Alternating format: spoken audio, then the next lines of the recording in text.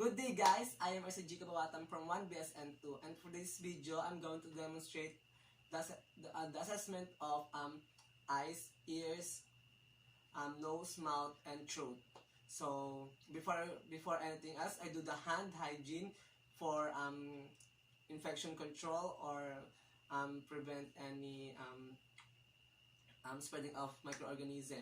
And also I check the privacy of my patient, and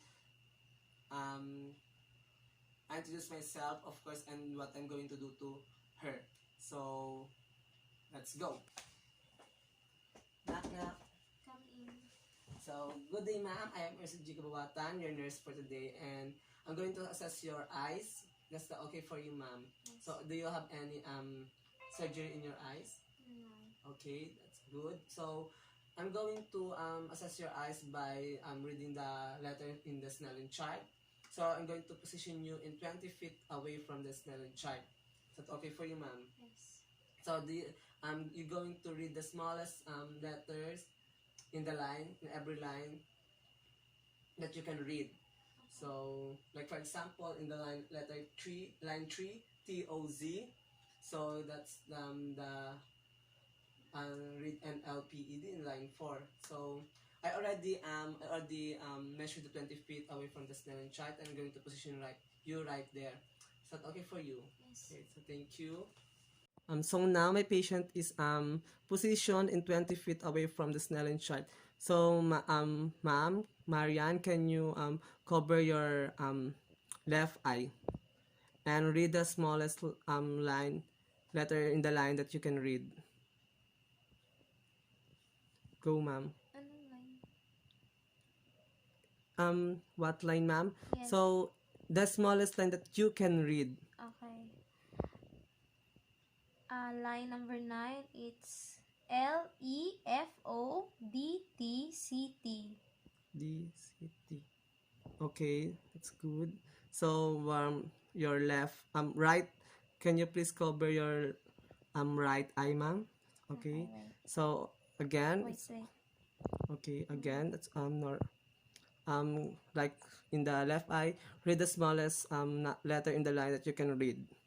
It's line number 9, LEFODFCT. Okay, thank you.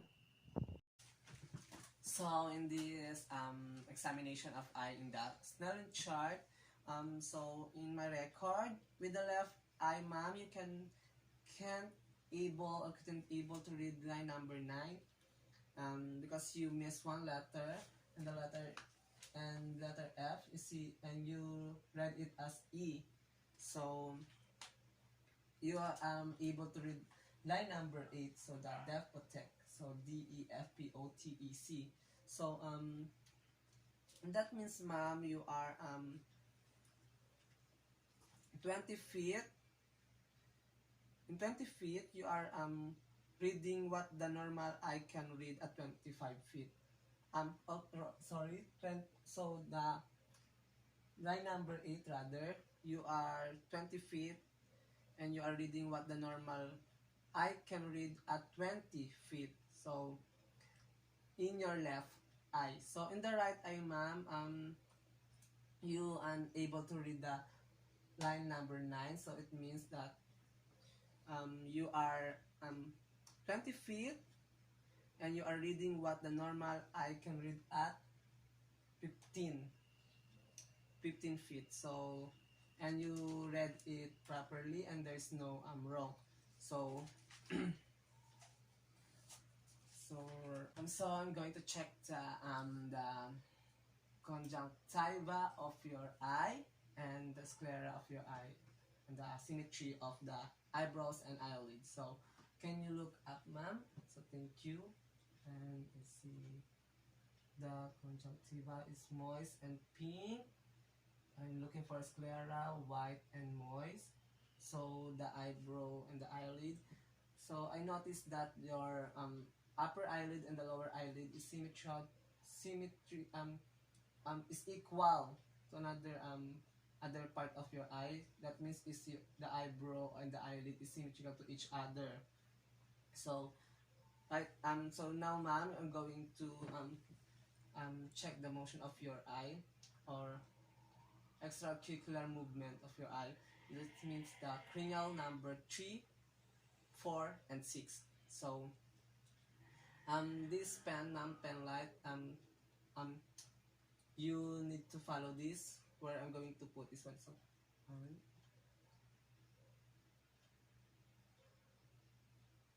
okay, that's good. So now to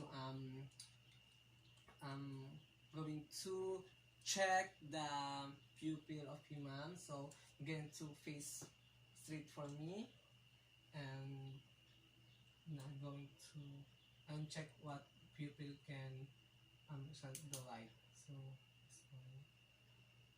so I can see that the pupil is what call that, reacting to light, is accommodation or accommodating for reaction of light. And I see the pupil is symmetry to each other, both both round in shape, okay, and that's considered our indication of normal pupil. So that's for the eye test. And now I'm going to ear. So I'm going to assess the ears of my patient by looking at the ears. So it's okay for your head. Okay, thank you, ma'am. Which is symmetrical to each other. The size. When I draw the imaginary line, the eyes, the ears, the pinna should not below the imaginary line from this. So I see that it's okay. So I'm going to pitch the. Is anything hurt, ma'am? No. So okay, thank you. So I'm going to assess the hearing of my patient in using the tickling of my wristwatch. So I'm going to. Did you hear that tickling of my hand? What is the sound of the wristwatch? Okay, that's good. So I'm going to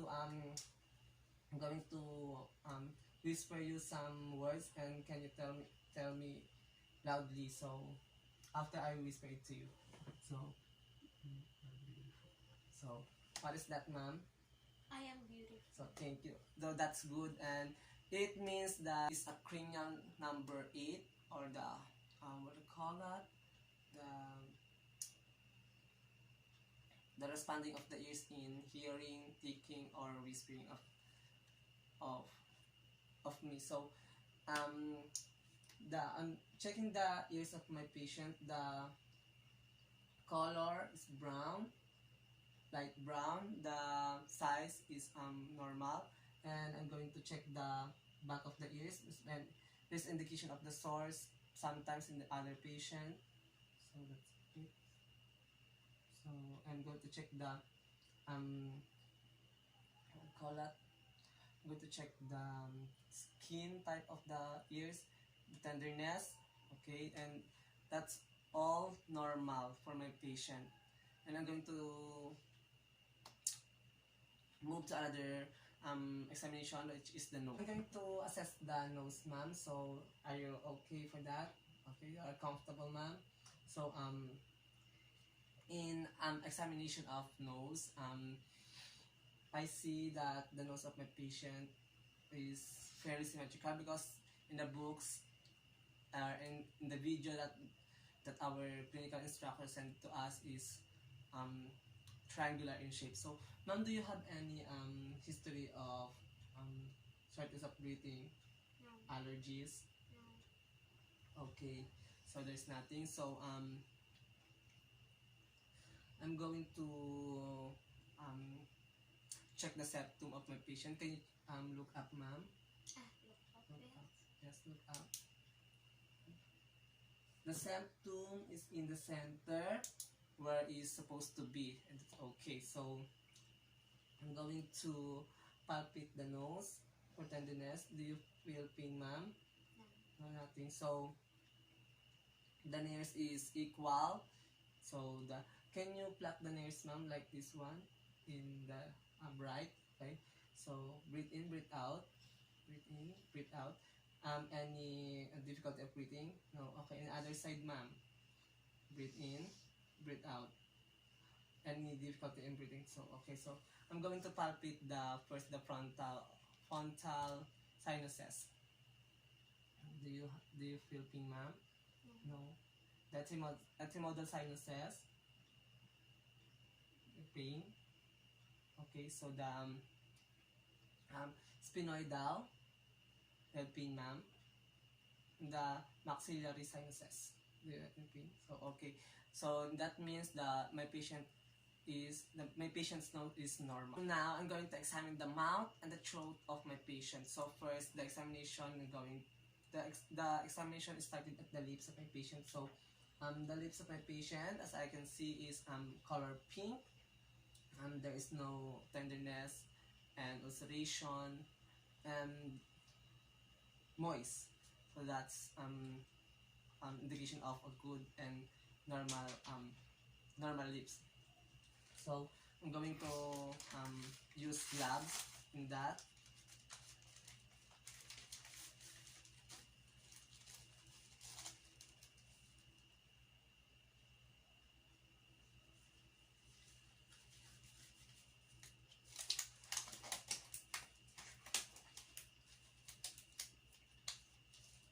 To prevent spreading of microorganism and infection control.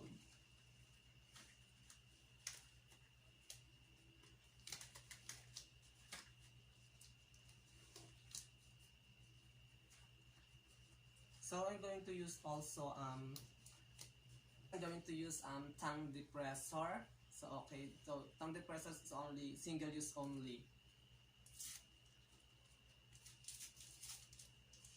Okay, so I'm going to check the first the teeth of my patient. Can you open your mouth, ma'am? Okay, so first is the number of teeth and the arrangement of teeth. So okay. So, as I can see here, the arrangement of my patient is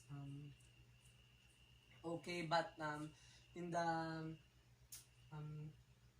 one two in the from two in the last row of the teeth, there's absence of teeth from left and right, from left also in right. Okay, so I'm going to the general and retraction of the teeth. So upper, so upper. Did you hurt, ma'am? No. Okay, thank you. Also the buccal mucosa, if it's moist, and also the color, the vesicles, and the ulceration. So the buccal mucosa of my patient is moist and color pink, indication of normal. So can you pull your tongue out? Okay. So okay, sorry, ma'am. So I see the tongue of my patient is color pink, and there's normal appearance of tongue in the person. Okay, thank you. So the buccal mucosa is moist and color pink with no lesion in my patient, both left and right. So the tongue is rough and color pink. So can you open your mouth again, ma'am, and do like this, ma'am, on your tongue. Okay. So the back of the tongue of my patient is also color pink and shiny, and there is no